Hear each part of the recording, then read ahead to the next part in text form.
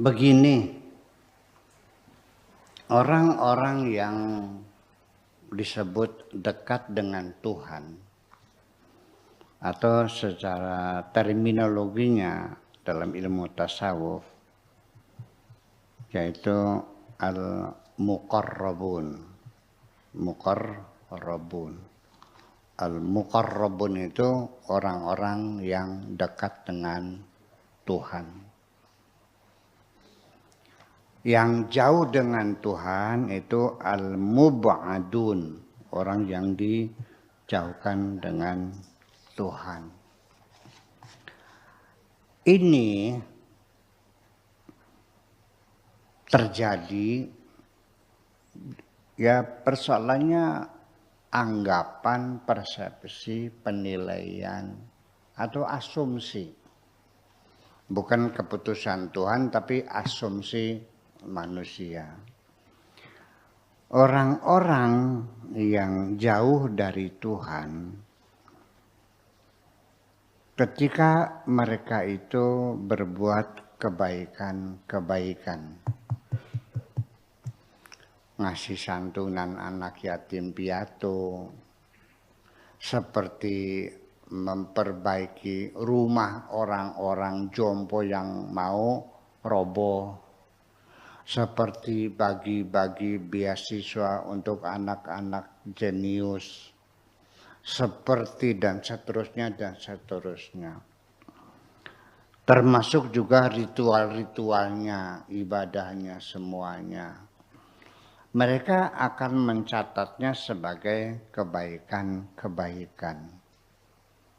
Iya kan?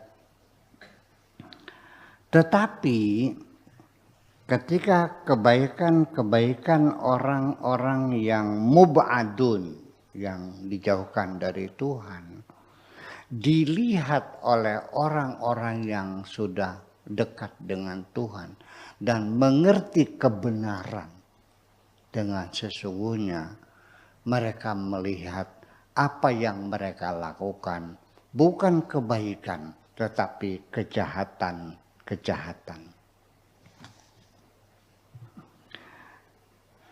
Orang yang jauh dengan Tuhan mengumpulkan anak yatim piatu bagi santunan, bansos, santunan, naik ke panggung, berbaris dan dibagi amplop 50.000, beras 1 kilo, Indomie 2 potong dan sebagainya. Orang-orang yang jauh dari Tuhan merasanya mereka, aku sudah berbuat baik. Tapi orang yang dekat dengan Tuhan mengatakan, mereka sedang mempertunjukkan yatim piatu sebagai tontonan naik ke panggung. Itu adalah penghinaan terhadap anak-anak yatim. Setahun sekali mereka ngasih beras 2 kilo. Setiap hari makan mereka sepanjang tahun tidak pernah dipikirkan. Apakah itu kebaikan?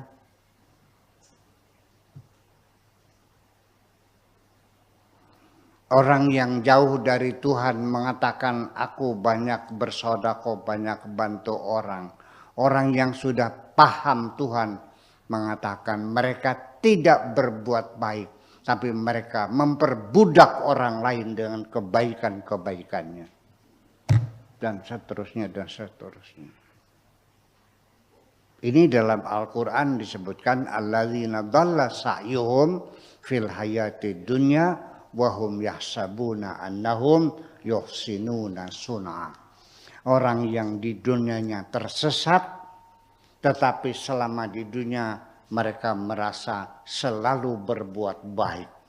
Tetapi nyatanya semuanya adalah kejahatan.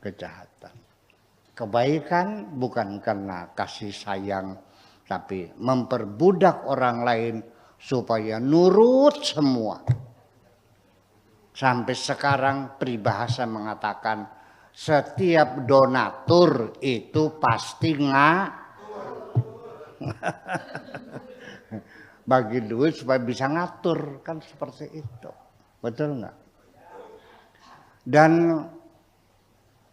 termasuk juga ibadah-ibadah yang lain. Mereka merasanya bersujud kepada Tuhan. Tetapi malaikat menulisnya nungging. Nungging itu apa? Pantatnya ke atas ya? Iya. Iya. Iya. Mereka merasanya naik haji. Tuhan malaikat mencatatnya piknik.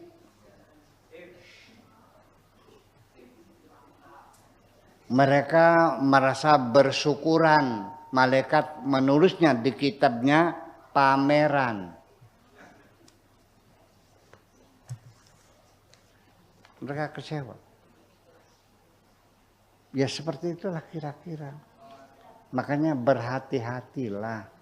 Jangan tergopoh-gopoh Anda mencatat kebaikan-kebaikanmu, menghitung pahala, lalu di akhirat datang menghadap Allah menagih pahala. Yuk kita menghadap Allah dengan membawa daftar dosa-dosa kita. Adalah lebih hebat dan banyak minta ampun kepada Allah Subhanahu wa Ta'ala. Kita sendiri sehari-hari, per detik, per menit sehari-hari, ini kita melakukan dosa-dosa hati yang tak terhingga. Ada teman kita pakai gelang keroncong sampai sikut. Kalungnya seperti tambang. Apa komentarnya? Toko emas. Ada orang perempuan pakai make up yang berlebihan, pakai shadow, pakai maskara, pakai foundation segala macam. Kayak berokan. Berokan itu apa ya? Berokan. Barongsai. Iya. Ada tetangga beli motor, beli mobil, paling juga kredit.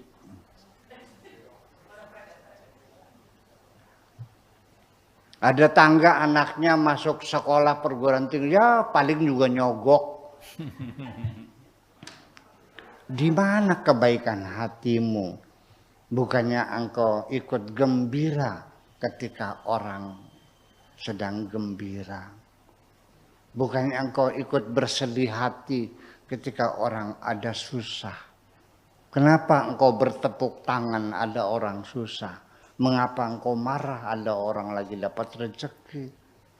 Kamu ini siapa sebetulnya? Cobalah lihat cermin. Iya kan? Jangan-jangan kamu sudah jadi setan. Oke, gitu aja. Ya. Kemudian Yang surat itu Az-Zumar itu yang bunyinya Allahu yatawaffal anfusa hina mawatiha wallati lam tamut fi manamiha. Itu. Dari Az-Zumar itu Allah yatawaffal anfusa hina mawatiha wallati lam tamut fi manamiha. Itu Bu ya. iya, semua itu akan kembali ke asalnya. Iya. Apa saja?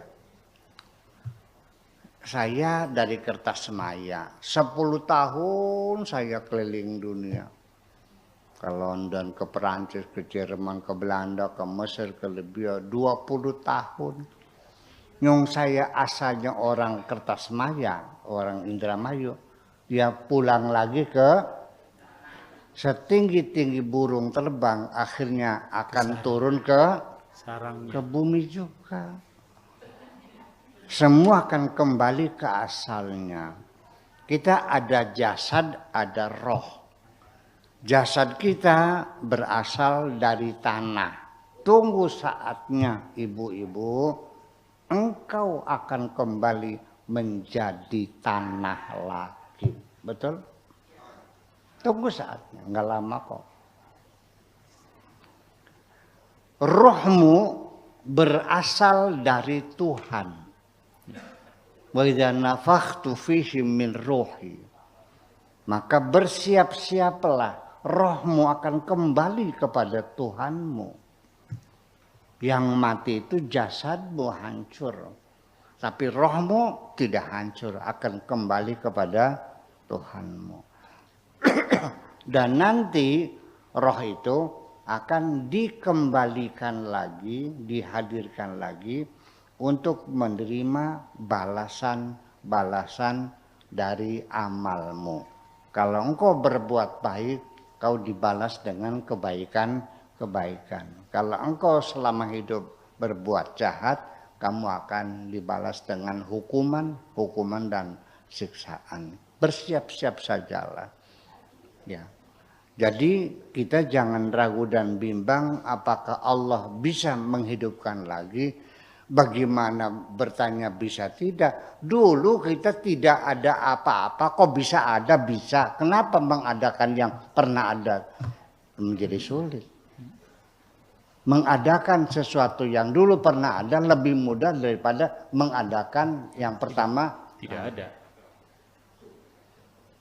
Alladzi khalaqakum awwala marrah, yang menciptakan sejak pertama kali Tuhan.